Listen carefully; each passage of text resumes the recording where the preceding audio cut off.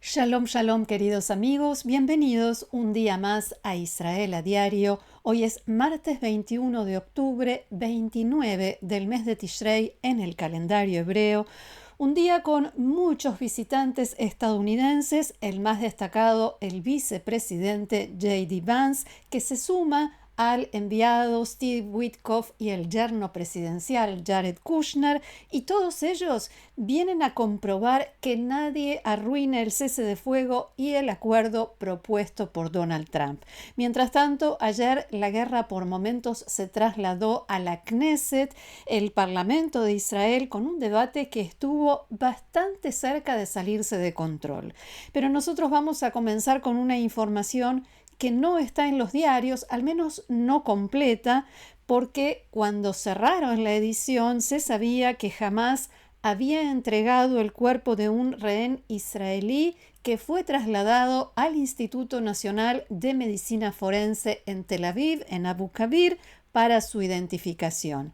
Esta madrugada, las autoridades israelíes informaron que se trata de Tal Haimi, de 41 años, que era comandante del Escuadrón de Defensa Civil del Kibutz Nir Yitzhak y murió mientras defendía a su comunidad el 7 de octubre de 2023. Su cuerpo fue secuestrado y llevado a la Franja de Gaza. Tal y otros miembros del equipo de respuesta rápida del kibutz combatieron a los terroristas en la entrada al kibutz hasta que fue abatido por disparos de los terroristas. Casado, padre de 4 hijos, el menor de ellos nació unos meses después de que él fuera asesinado y secuestrado. Ahora son 15 los rehenes sin vida que Hamás mantiene en la Franja de Gaza desde hace 746 días. Vamos entonces ahora sí a nuestra recorrida por los diarios y otros medios hoy aquí en Israel. Comenzamos con Israel Hayom, que encabeza su primera plana con una información allí en letras blancas sobre fondo rojo. El vicepresidente de Estados Unidos llega hoy para impulsar la segunda etapa del plan de Trump. El titular dice, Ben Hibuk lefita, o sea, que Estados Unidos está entre que nos abraza y que nos sostiene muy fuerte, casi que nos paraliza. La bajada dice, desde el comienzo de la guerra Espadas de Hierro, pasando por la confrontación con Irán y más aún en las últimas 2 semanas, se hace cada vez más evidente que Israel está perdiendo su margen de maniobra, que pasa ahora a manos del gobierno en Washington. El próximo desafío, sigue Israel Hayom, impedir el ingreso de las fuerzas de Turquía a la Franja de Gaza, aunque otros medios dicen que esas fuerzas ya están dentro de la franja e incluso anoche Canal 13 de la televisión israelí mostró algunas imágenes sobre esto. El vicepresidente de Estados Unidos se va a reunir con el presidente de Israel, con el primer ministro y también con familiares de rehenes. Hoy, en primer lugar, este día lo va a dedicar a encontrarse con Witkoff y Kushner y visitará la comandancia de Estados Unidos encargada de formar la fuerza internacional que, según el plan de Trump, entrará en la Franja de Gaza con la retirada de Tzal. Witkoff y Kushner se reunieron ayer con el primer ministro Netanyahu, por supuesto, y también estuvieron en la Kiryat, la base militar y sede del Ministerio de Defensa en Tel Aviv, algo que los medios presentaron como bastante extraordinario, bastante poco común. Allí mantuvieron un encuentro con el jefe de la Dirección de Inteligencia Militar, Mayor General Shlomi Binder, el jefe del Departamento de Planificación del Ejército de Israel, Mayor General Eyal Harel, y con el ministro de Asuntos Estratégicos, Ron Dermer. Según el informe oficial, en el encuentro hablaron los altos mandos del ejército israelí con los funcionarios del gobierno de Estados Unidos sobre los preparativos de las fuerzas de defensa de Israel para implementar y mantener el acuerdo de alto el fuego. Israel les presentó información de inteligencia sobre las violaciones del alto el fuego por parte de Hamás y sobre el paradero de la mayoría de los rehenes sin vida que Hamás dice que no logra encontrar. La idea de estos visitantes es poner un límite a las reacciones de Israel ante las transgresiones que comete Hamás. Mientras tanto, Trump dijo anoche que podría pedirle a Israel que regrese a las zonas de Gaza de las que ya se retiró y erradique, en sus palabras, a Hamás si así lo deseara, pero que por ahora no lo hace para dar una oportunidad de éxito al frágil alto el fuego. Trump declaró: llegamos a un acuerdo con Hamás, se portarán muy bien, serán amables, y si no, los erradicaremos si es necesario. El presidente estadounidense insistió en que el ataque del domingo contra las tropas israelíes, que costó la vida de 2 soldados, no fue autorizado por los líderes del grupo terrorista. El diario estadounidense The New York Times cita hoy funcionarios en Washington que dicen que temen que el primer ministro Netanyahu pueda poner fin al alto el fuego en Gaza y reanudar la guerra contra Hamás. Según este informe, que como dije cita a varios funcionarios estadounidenses, pero no los identifica, según entonces este informe, existe una creciente preocupación en la administración Trump de que Netanyahu pueda avanzar activamente contra el acuerdo, como podría ser, por ejemplo, mediante un ataque amplio generalizado en la Franja de Gaza. También dice que durante su visita a Israel, Witkoff, Kushner y el vicepresidente Vance planean presionar al gobierno israelí para que no socave el acuerdo. Lo cierto es que aquí en Israel todos los diarios coinciden hoy en destacar esta puesta de límites o el hecho de que todo se está manejando ahora desde Washington y lo hacen con información, análisis y columnas de opinión.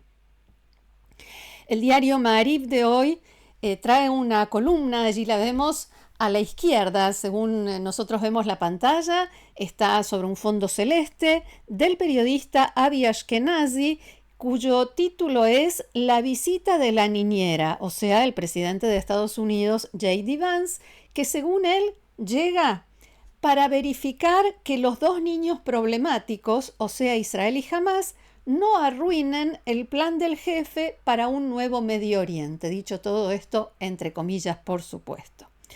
Y en el diario Israel Hayom, el periodista Nadav Aezni dice que efectivamente corresponde cambiarle el nombre a esta guerra, y eso lo dice en referencia a que este último fin de semana los ministros del gobierno votaron a favor de cambiar el nombre de la guerra de espadas de hierro al que propuso y que usó todo este tiempo el primer ministro Netanyahu, guerra del renacimiento. Entonces, vuelvo al artículo que dice que deberíamos cambiarle el nombre y llamarla Nueva Guerra de Independencia, porque ese es el objetivo que deberemos lograr después de el día después.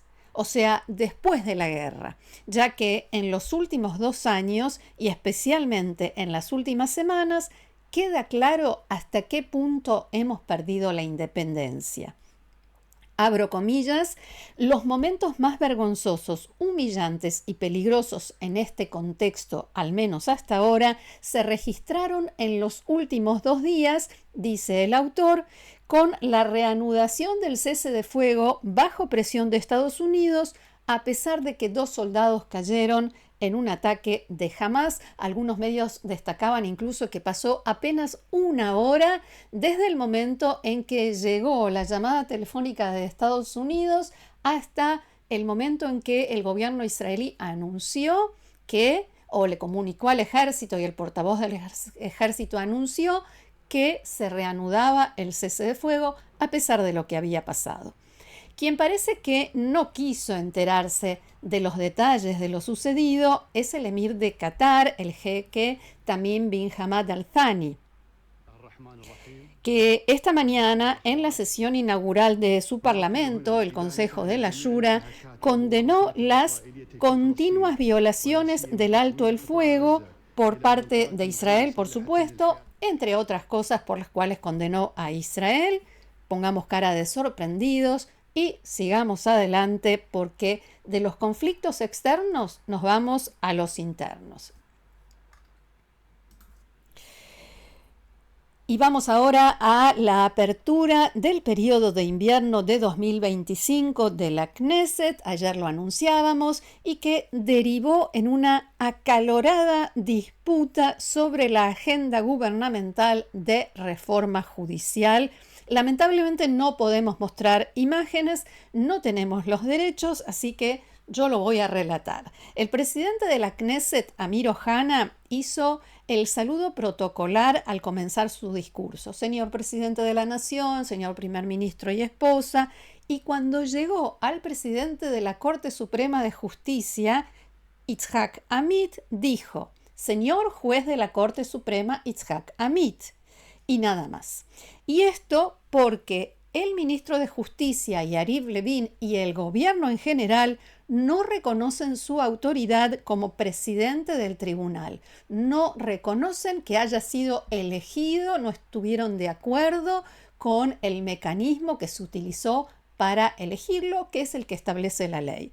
Los diputados, desde sus asientos, reaccionaron con gritos y reclamos, y cuando llegó su turno de hablar, el presidente Herzog dijo que dejaba de lado el discurso que había traído preparado y escrito y dijo que le sangraba el corazón. El presidente de Israel dijo que le sangraba el corazón porque, abro comillas nuevamente, hay una diferencia entre una discusión de principios, que sin duda es algo legítimo, con ideas legítimas, y la falta de educación, ofensas a las personas, ofensas a otros poderes del Estado, al honor de los jueces de Israel. Fin de la cita. Y para que entendamos la situación, les muestro esta imagen del noticiero de anoche de Canal 12 de la televisión israelí. Herzog y Ohana estaban sentados en el estrado de la Knesset con transmisión en directo, o sea, el país entero viéndolos, mientras el presidente de Israel regañaba al del Parlamento. Finalmente, Herzog le dio la bienvenida a Itzhak Amit, llamándolo muy efusivamente señor presidente de la Corte Suprema de Justicia, mientras la mitad de los diputados aplaudían de pie. Después, cuando llegó el turno del primer ministro Benjamin Netanyahu, dijo que efectivamente Itzhak Amit es el presidente de la Corte Suprema, pero que él es el primer ministro y esos son los ministros de su gobierno, y los señaló. En Canal 13 y varios medios más cuestionaron por qué lo planteó así, por qué Netanyahu hizo esa comparación, esa equivalencia, siendo que nadie cuestiona la legitimidad de su gobierno ni el hecho de que él es el primer ministro elegido y democráticamente. Puede haber críticas, pero nadie cuestiona su legitimidad. En todo caso, dijeron, el único que no aceptó los resultados de una elección fue Netanyahu, que nunca se dirigió a Naftali Bennett como primer ministro, sino que simplemente lo llamaba Naftali. Como solemos decir, la polémica está servida y que cada uno forme su propia opinión. Siguiente imagen, porque quiero compartir esta caricatura, la caricatura de hoy del diario Yediot Aharonot, que muestra al líder supremo de Irán, Jamenei, y al jefe de la Guardia Revolucionaria, Kahani, mirando en televisión la sesión de ayer en la Knesset, y Jamenei festeja y dice: bien, volvimos al 6 de octubre. A propósito de Ali Khamenei, el líder supremo de Irán le dijo anoche al presidente de Estados Unidos, Donald Trump, que puede seguir soñando, en sus palabras, si cree que los ataques aéreos estadounidenses de junio pasado destruyeron las instalaciones nucleares de su país. Khamenei también rechazó la oferta de Trump de reanudar las negociaciones sobre el programa nuclear, que se interrumpieron cuando Israel atacó a Irán el 13 de junio pasado. Trump dice dice ser un negociador, decía Khamenei, pero si un acuerdo va acompañado de coerción y su resultado está predeterminado, no es un acuerdo, sino una imposición y una intimidación, decía el líder supremo, y agregó que el programa nuclear es un asunto interno y que Estados Unidos no tiene por qué intervenir. Khamenei se refería a las declaraciones que hizo Trump en su discurso en la Knesset la semana pasada, donde hablaba de un posible acuerdo de negociaciones y diálogo con Irán. La prensa oficial en Irán publicó la noticia de ese discurso bajo el título, comillas, declaraciones del presidente de Estados Unidos en Palestina, un intento de sacar a los sionistas de la desesperación. En tanto, Ma'ariv informa hoy que la cuenta en persa del Mossad, el servicio de inteligencia de Israel, publicó en las últimas horas este mensaje en la cuenta oficial de X que dice: quien se autodenomina líder es, de hecho, incompetente y no puede cumplir sus obligaciones. Carece de la capacidad de concentrarse durante más de 10 minutos. Ha perdido por completo la capacidad de comprenderse a sí mismo y conectar con la realidad. Irán está gobernado por su equipo de asesores. No hay líder, ni política, ni Estado. Se ha perdido el control. Fin de la cita. Un día antes, la cuenta Mossad en persa filtró un video de la boda de la hija de un alto oficial de la Guardia Revolucionaria, Ali Shamkhani, que es también asesor y una persona muy cercana, confidente, dicen, del líder supremo Khamenei. En el video se ve a las mujeres en la fiesta, en la ceremonia, con ropa provocativa, no tradicional y sin hijab, en total violación a las leyes del país. El video iba acompañado por el texto: felicitaciones a la hermosa hija de Shamkhani. Una felicitación un poco tardía, pero un tema así no surge todos los días. Nos alegra que el hijab islámico se conserve con un nuevo estilo. Tengan la seguridad de que el señor Shamkhani siempre se toma en serio las leyes y órdenes religiosas. Estén atentos a las próximas fotos emocionantes. Por último, cambiamos de tema y de región. El rey Carlos III del Reino Unido estuvo ayer en Manchester para visitar la sinagoga que sufrió un atentado terrorista el 2 de octubre durante el día sagrado de Yom Kippur, que dejó 2 víctimas mortales. De todos modos, el diario señala que el rey estuvo en Manchester mientras él y su familia están bajo presión y en su primera aparición pública desde que su hermano, el príncipe Andrés, anunció que renuncia a sus títulos y honores por acusaciones que lo relacionan con Jeffrey Epstein y que él niega. O sea, la visita a la sinagoga es un detalle en una nota sobre este tema, lamentablemente. Lo cierto es que el rey fue recibido por el rabino de la congregación de Heaton Park, Daniel Walker, en el exterior, en la explanada de la sinagoga, y juntos observaron las flores y mensajes depositados en la entrada en recuerdo a las víctimas del ataque, Adrian Dolby, de 53 años, y Melvin Kravitz, de 66, ambos pertenecientes a esa comunidad.